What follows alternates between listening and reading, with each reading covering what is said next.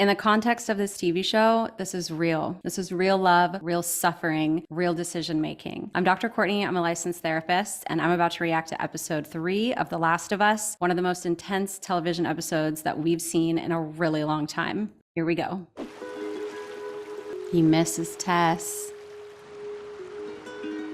You know, when we do things like this, we are trying to become more mindful, become more present, and or it gives us the ability to do that and then process non-verbally how it is that we're feeling. Nobody made you or Tess take me. Nobody made you go along with this plan. You needed a truck battery or whatever, and you made a choice. So don't blame me for something that isn't my fault. No one asked you to do this. You decided to do this. Tess also said something similar with, I never ask you for anything, not to feel the way I felt, not to you shut the fuck up because I don't have time. that's not an easy thing to hear. When you're struggling and you're suffering and you're trying to do the best that you can, to have multiple people tell you that it's your fault essentially is really difficult. And at the same time, it makes sense for Ellie to be pushing this blame off of her. One, she's verbally doing it because we all kind of do that when we have this feeling like it might be our fault, but we know that it's not. We want reassurance. We want to get that feeling that we have out of us by making it real in our external environment that it isn't our fault. Like, we want to know that we're living in a space that also knows that it's not our fault. It helps us quiet that voice in our mind. But it's very clear here that Joel is still willing to take care of Ellie, and I'm interested to see where it's going to go. What are you looking out for? People. Oh. Are Bill and Frank nice? Frank is. You know, seeing as it's just the two of us, I was thinking I should No. There is so little that Ellie knows. She hasn't learned from the federal government everything that she actually needs to know about the cordyceps virus and how to take care of herself and the people around her. But she doesn't know this yet. And what worries me about her character is that she is very headstrong and very ignorant to what it is that she doesn't know. She's curious and she wants to know, but when it really comes down to it, she just wants to participate. She's enthralled and so curious about violence and the ability to defeat the cordyceps pandemic overall. And honestly, that's probably gonna get her into trouble. Is there anything bad in here? Just you. Ah, getting funnier. He is getting funnier because they're forming more of a bond. He's starting to act a little bit more around Ellie like he did around Sarah, and they had humorous, playful banter all the time.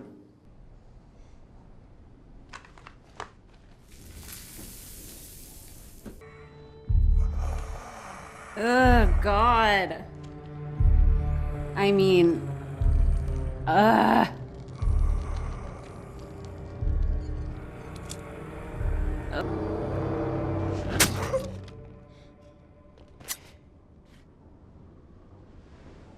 Oh.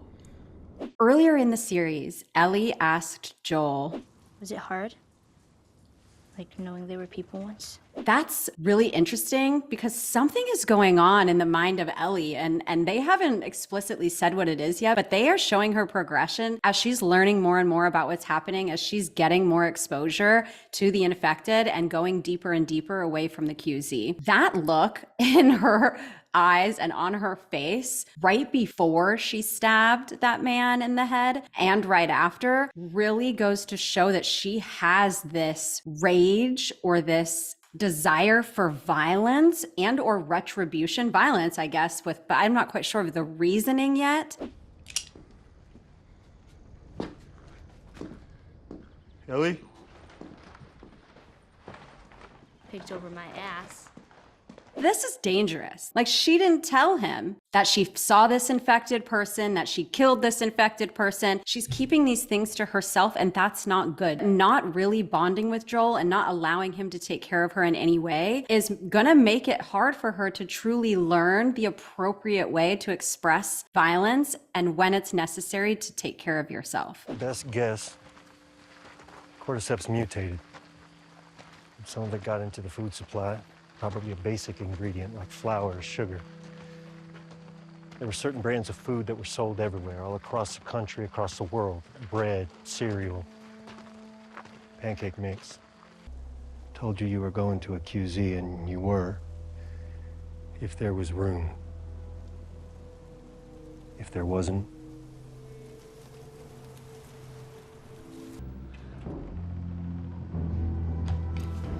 This dude is ready. He's stacked with guns, stacked with wine. He's ready to survive, physically and psychologically. And that's not me condoning addiction. I'm just saying that's how people become addicted most often, is they're trying to run from psychological pain.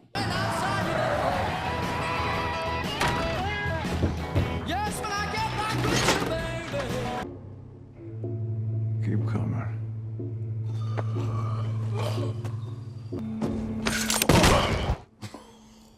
Oh.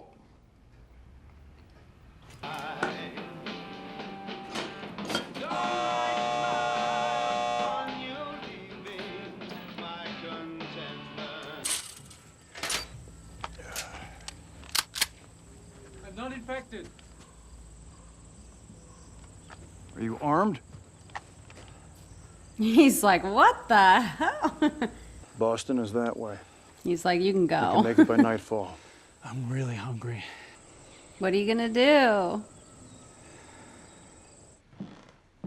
The smile. Because if he was gonna say no, he would have already said no. He already cut him off once in the middle of him asking. And so that space and that time and that pause implied that he was thinking about doing something different. How strange. I feel like it would be so strange to be living alone for 4 years. The only thing that you see in terms of life or lack thereof in the world outside of the electrocuted fence that you've created is watching things or creatures that used to be human beings die over and over and over again. Then to see someone fall into a hole and have it be a normal person, and then have that normal person be inside your house and taking a shower and wearing your clothes and soon to be eating your food. I just really appreciated that they put that pause in there, because this is not a situation that someone would just be able to be comfortable with. It's something that would be very dysregulating and disorienting because you've adjusted for so long. And you also have a very intense external barrier. That outbreak, when they were picking all those people up and taking them away out of his town, that was only a couple days after the outbreak,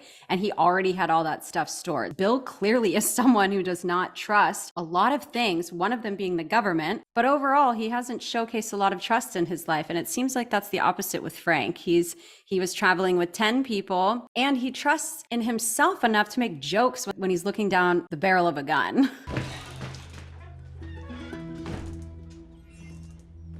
Why did he barge in like that?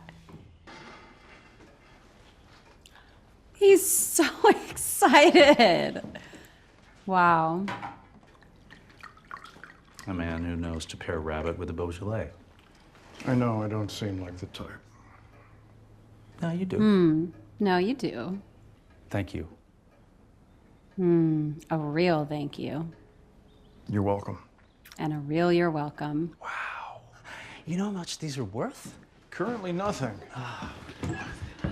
No, sorry. No, thank you. Sorry. Not this song. Not this song. Well, I'm not a professional. Well, neither am I, but We'll do it. And then I'll leave. And then I'll leave. And that gives him an out that's happening really soon. So he's more likely to say yes.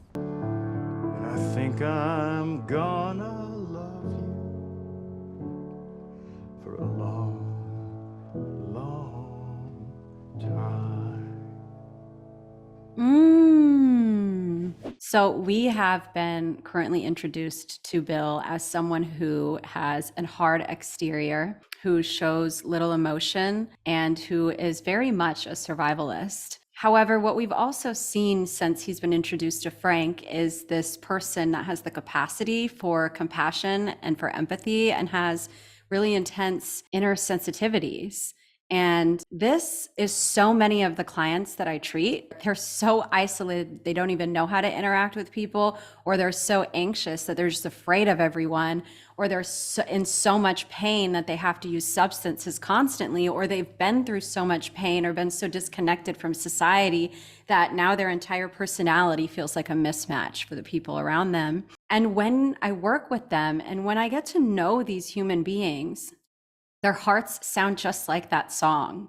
And it just made me really emotional because there's so much more to people than what they get permission to show or that they choose to show for reasons of protection. So, who's the girl? Girl you're singing about? There is no girl. Yes, oh.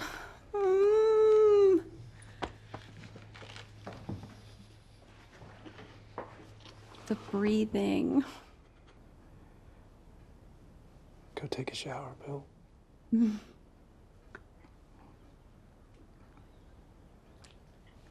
Human connection is so vital. Physical touch is so vital. Even when we're really little, when we're babies, we can die if we have zero physical touch and zero connection to other human beings. After 4 years of running from the infected and 4 years of being alone, they randomly find each other and they end up being two human beings that have the potential to truly have a connection and to actually not live their lives alone. Like, just think about what that would feel like. It's hopeful. It showcases that love and the ability to connect can still be present if you're in a safe environment and the walls are let down. We see connections all over the internet everywhere, and on TV and in the media. We see people kissing all the time. It's almost like we see relationships most often expressed in the way that Frank was trying to play that song, right? Up, giddy, you know? But this representation was far more in the way that Bill sang the song. And what makes it so special is that they chose to have this be a gay couple. The real portrayal of love that they were emphasizing between these two characters is the real type of love that to gay people, to lesbian people, to trans people, to asexual people, to bisexual people, anyone in the queer community can experience. Our ability to love is universal throughout our species.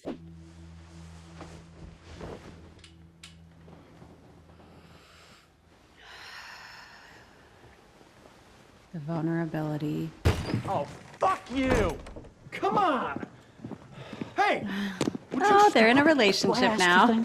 Ever? You live in a psycho bunker where 9/11 was an inside job and the government are all Nazis. The government are all Nazis! Well, yeah, now, but not Well, then. yeah, now. Just tell me why. I did. Paying attention to things. It's how we show love. This is my street too. Just This is my let me street love it the way I too. want Just to. let me love it the way I want to. We don't have friends, Frank. Can you not, please? Oh. When Bill had lunch with Frank, he had his gun in his holster and he didn't take it out. Now he's having lunch with Tess and Joel and he has the gun sitting on the table. There was something about Frank that made him less afraid very early on. I understand. If mine.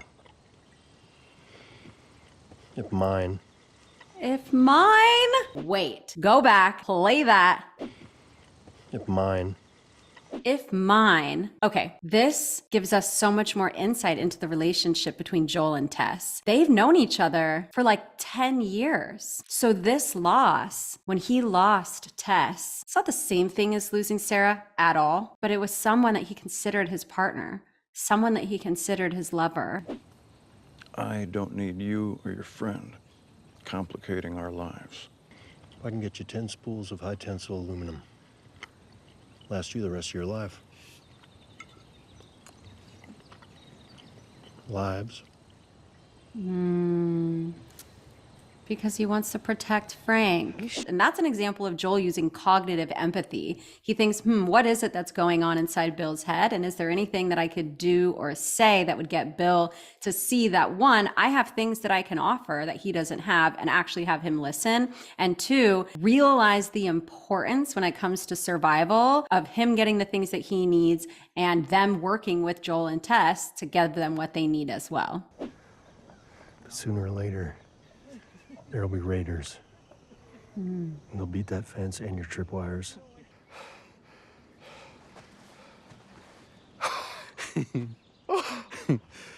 Oh.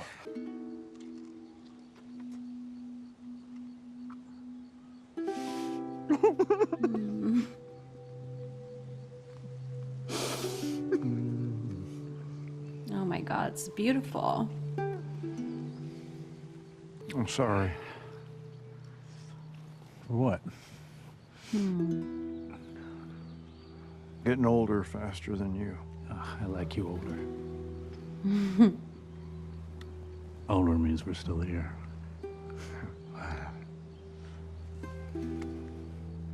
I was never afraid before you showed up.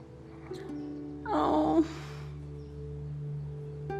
I was never afraid until you showed up. That's beautiful. I'm glad that he said that out loud. That is why he put the gun away when Joel said that he had something that could help Bill protect Frank. And that's why he said, I'm sorry that I'm getting older faster than you. Bill feels feelings. Bill is in love. You know, love is the potential to lose. Like, you will get hurt if you love someone because we don't live forever. And it's really beautiful that he's opened himself up to it. And love and joy go really hand in hand. The amount of joy that was expressed because they were eating strawberries really goes to show what's truly important in life. So often we strive for these massive accomplishments that we think are going to bring us this level of joy. And eating a strawberry is this small moment in time where you have the opportunity to just experience joy. I grew up in poverty and at times on food stamps and in a household where we really did not eat healthy and fruits were not a conversation other than, ew, I don't like them. I had my first strawberry when I worked at my first treatment center when I was 23. I had my first one with a group of clients and some staff at that treatment center. But that experience was really monumental. It really showed me what I was missing out on in life because it was through a very mindful experience. It was in a treatment center. And so it was slow down, take it in, be in the moment. And I'm like anxious and paranoid and erotic and like I'm really overwhelmed a lot. And I still am today, but I was way worse back then. And that moment really changed me. Try this experience of mindful eating. It sounds ridiculous, but it really slows you down and it really makes you realize that you are having so many experiences every day of your life and you're not letting yourself experience them. Oh, the Raiders are coming. No! Where's Bill? What in the world? Oh, he's already out there? Oh! No! We gotta get you inside. You can't be here alone. I'm not alone. You're here. No. Ooh. No.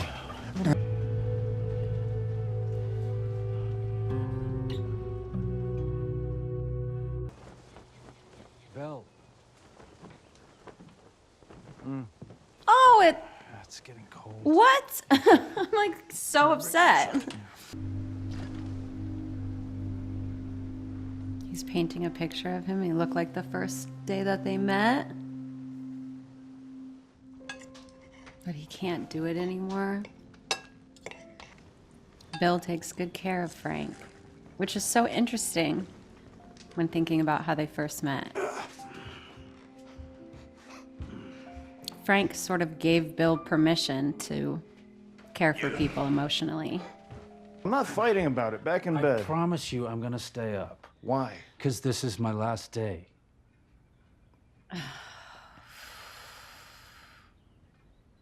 Okay. There wasn't anything to cure this before the world fell apart. I've made up my mind. I'm not going to give you the every day was a wonderful gift from God speech. I've had a lot of bad days. I've had bad days with you, too. But I've had more good days with you than with anyone else. You'll wear what I ask. We'll get married. Oh. And you cook a delicious dinner.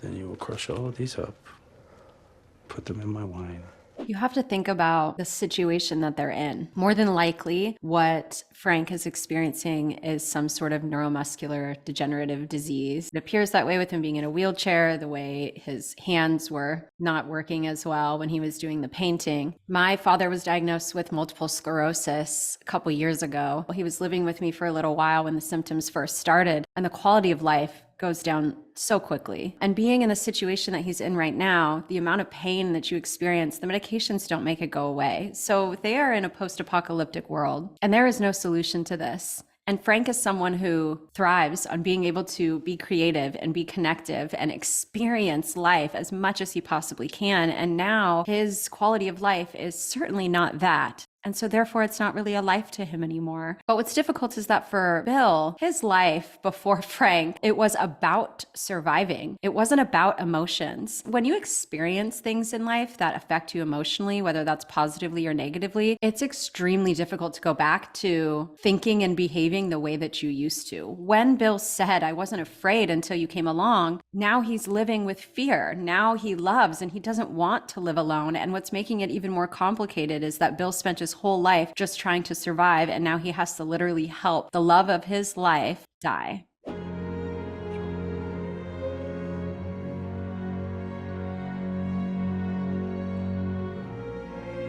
Beautiful and heartbreaking.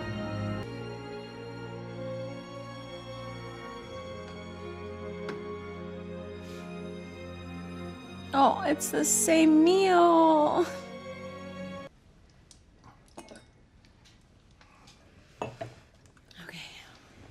Will it be enough? Will it be enough? Yeah.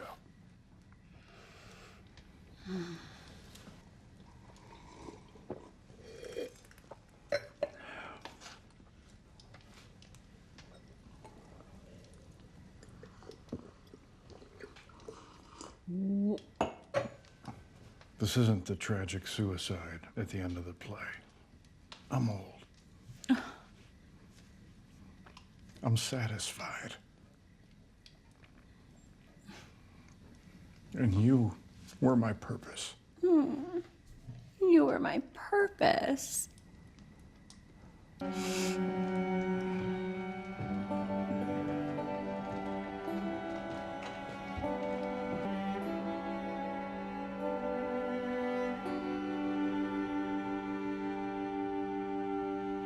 In the world that they are living in that moment, this would be the definition of euthanasia, because they don't have medical providers, they don't have doctors, they don't have policies surrounding this kind of thing. Euthanasia, the meaning of the word is good death.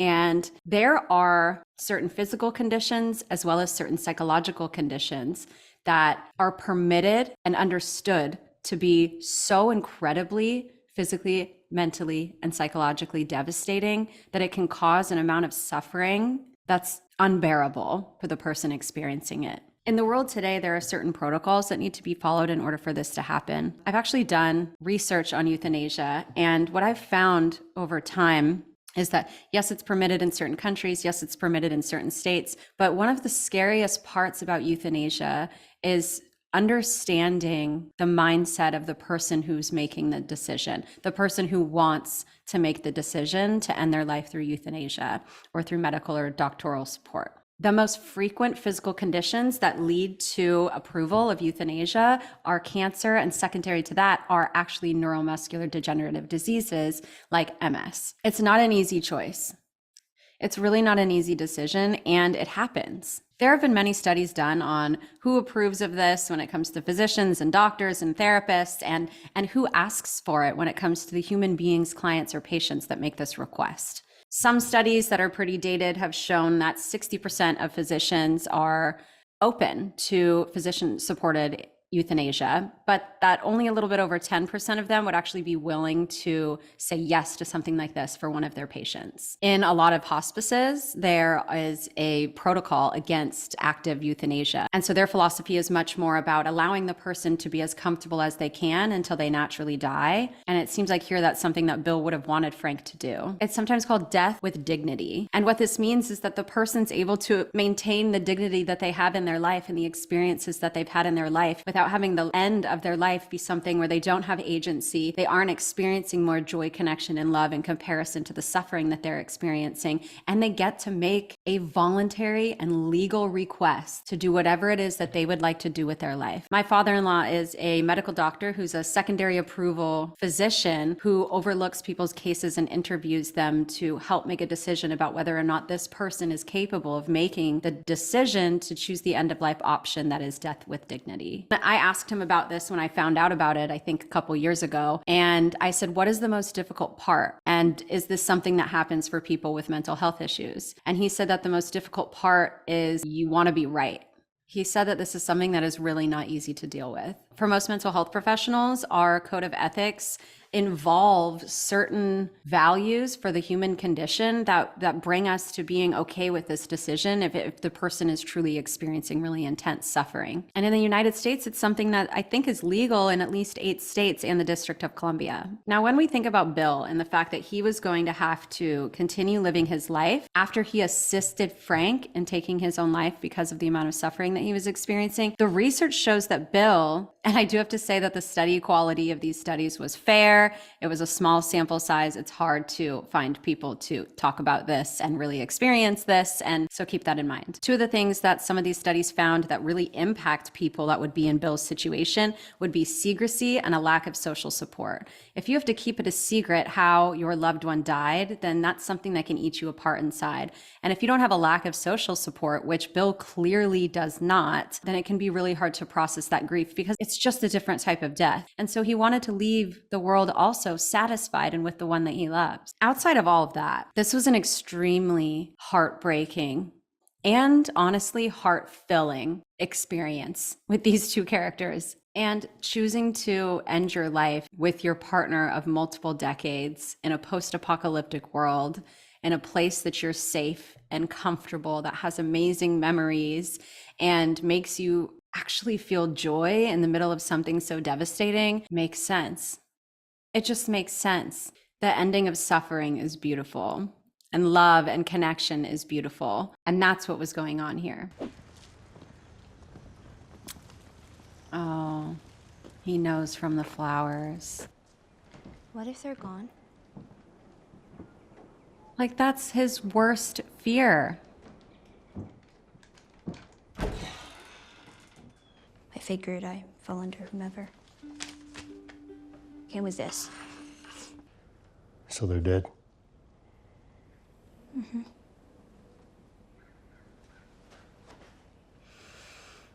Okay. You wanna... Now he knows. I used to hate the world, and I was happy when everyone died. But I was wrong, because there was one person worth saving. That's what I did. I saved him. Then I protected him. That's why men like you and me are here. We have a job to do. Use them to keep Tess safe.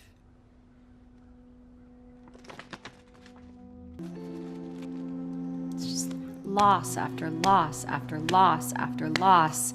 And his job is to stay hopeful. Listen, about Tess. Right. If I'm taking you with me, there's some rules you gotta follow. Rule 1, you don't bring up Tess, ever. Matter of fact, we can just keep our histories to ourselves. Well, you already do. Rule 2, you don't tell anyone about your condition. Ellie's starting to understand why Joel is the way that he is. She has now been around him when he has lost 3 people that he cares about. And she also says something where she says, okay, so what now? Like, she's understanding that he knows loss and he is doing the best that he can to prevent it. I like the rules that Joel set down. The thing is those rules were already expressed, some of them verbally, but also non-verbally. It's okay to set the boundary verbally because it seems like it was necessary, but that was already there. What Joel is trying to do is not get more emotionally hurt or more emotionally attached, and actually accomplish the thing that he wanted to accomplish, which is finding his brother and hopefully getting Ellie to this place where she can save the world. When it comes to the letter, I really want to point out that in Joel's situation, he could take it in two different ways, and it appears that he did take it in two different ways. The first way is that he realized that he failed in doing the thing that he was supposed to do. The second thing is that he now has a purpose of Ellie, and he's set up. He has the car, he has the battery, and he has Ellie. So he made the choice in that moment, a conscious choice in that moment, put all of the feelings away again and truck along. Dude, No. there's a wall of them. The more and more that he says no to her, it's likely brewing up inside of her just even more of a desire to want to be in control, to want to be able to be violent, to want to be able to have weapons. My concern is that they keep showing this pushback between the two of them, and it's going to end up where she uses something at the wrong time in the wrong way and does a lot of harm. That's probably where it's going, and I hope that it's not her hurting Joel.